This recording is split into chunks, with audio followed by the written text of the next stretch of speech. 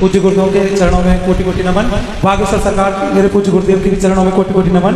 गुरुदेव, मेरा एक प्रश्न है कि हम जन्म से ही ये चीज सुनते आए हैं, बिना ईश्वर की मर्जी के एक पत्ता जगत में नहीं हिल सकता और बिना ईश्वर की मर्जी के हम कोई भी कर्म नहीं कर सकते।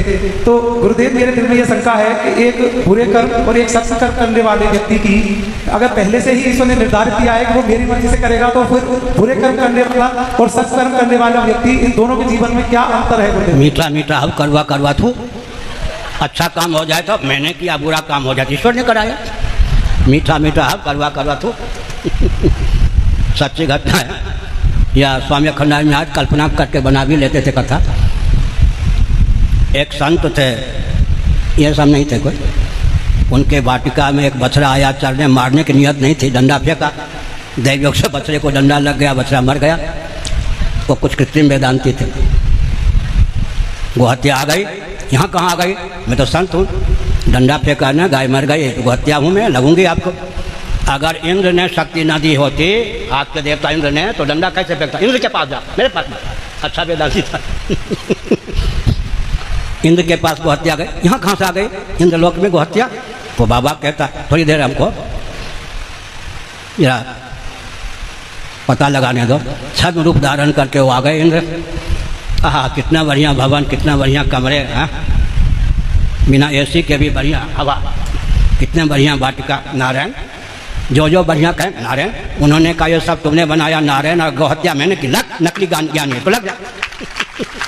तो मीठा मीठा करवा करवा तो सुनो, एक सामान्य हेतु होता है, एक विशेष हेतु होता है, समझ गए? वर्षा होती है तो वर्षा का जल सामान्य हेतु है या नहीं? नीम है, गन्ना है, गिलोय है, मिर्च है, इनमें जैसी क्षमता होती है वर्षा के जल को अपने सांचे ढांचे में वैसे डाल लेते हैं।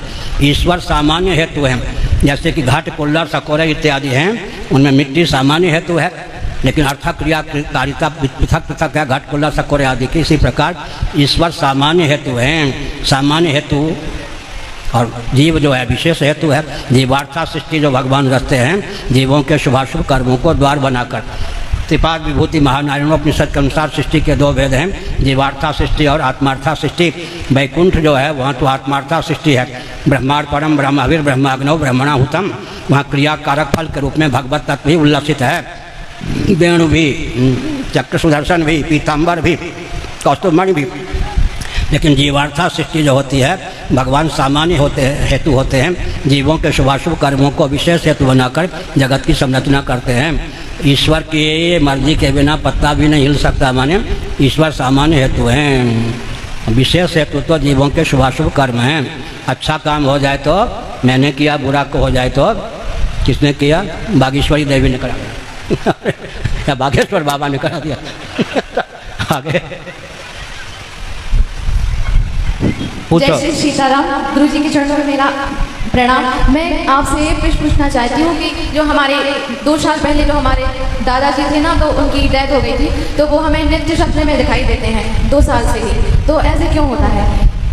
कुछ संदेश भी देते होंगे ना, कुछ बोलते हैं, कुछ संदेश देते हैं ना। क्या संदेश देते हैं? उनके निमित्त विधिवत श्राद्ध तर्पण होना चाहिए। अगर कोई करने वाला ठीक से ना हो, 40 मिनट 40 दिनों तक उनके निमित्त सदगति के निमित्त शिव शिव जपो, उसके बाद वो सदगति को प्राप्त कर लेंगे। अभी वो स्व और भूख के बीच में भुवा लोक में भ्रमण कर रहे हैं। आगे लो, तुम्हारे बाबा कहाँ हैं वो भी बता दी।